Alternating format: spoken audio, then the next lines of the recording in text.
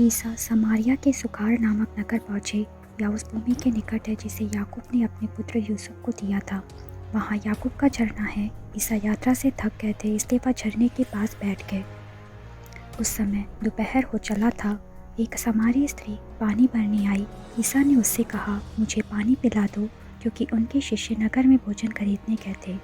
यहूदी लोग समारियों से कोई संबंध नहीं रखते, इसलिए समारी स्त्री ने उनसे कहा, यह क्या कि आप यहूदी होकर भी मुझ समारी स्त्री से पीने के लिए पानी मांगते हैं।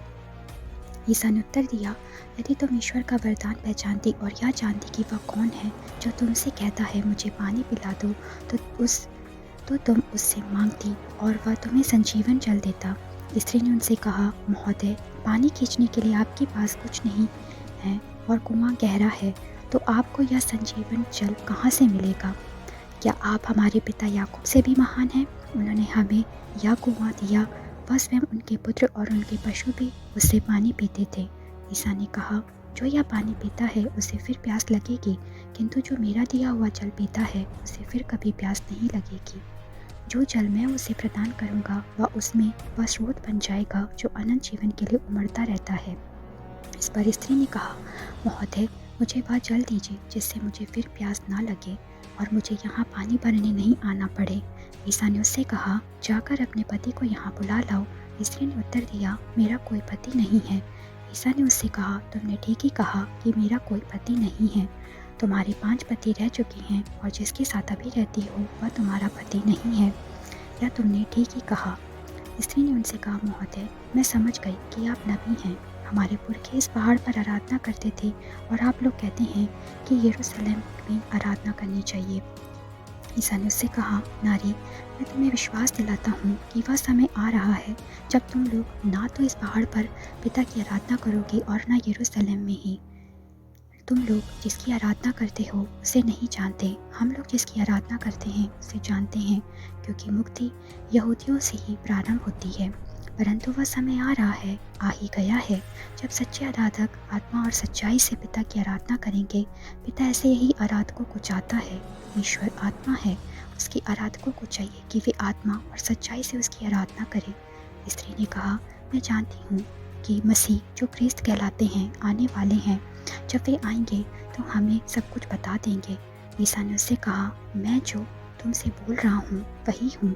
उसी समय शिष्य आ गए और उन्हें एक स्त्री के साथ बातें करते देखकर अचंभे में पड़ गए।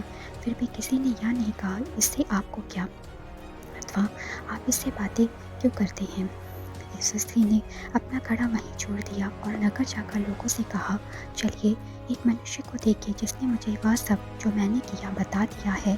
कहीं वह मसीह तो नहीं है। इसलिए वे लोग नगर से निकलकर ईसा से मिलने आए। इस बीच उनके शिष्य उनसे यह कहते हुए अनुरोध करते रहे, गुरुवर, खा लीजिए।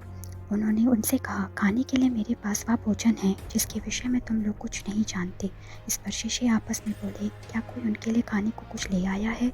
इस पर ईसा ने उनसे कहा, जिसने मुझे भेजा है उसकी इच्छा पर चलना और उसका कार्य पूरा करना, यही मेरा भोजन है। क्या तुम यह नहीं कहते कि अब कटने के 4 महीने रह गए हैं? परंतु मैं तुम लोगों से कहता हूँ, आंखें उठाकर खेतों को देखो, वे कटने के लिए पक चुके हैं।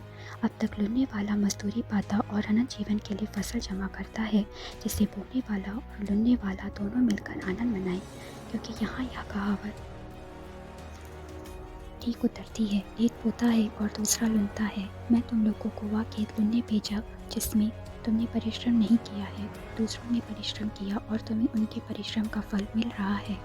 उस स्त्री ने कहा था, उन्होंने मुझे वह सब जो मैंने किया बता दिया है। इस कारण उस नगर के बहुत से समारियों ने ईसा में विश्वास किया। इसलिए जब वे उनके पास आए तो उन्होंने अनुरोध किया कि आप में हमारे यहाँ रहिए। वह 2 दिन वहीं रहे।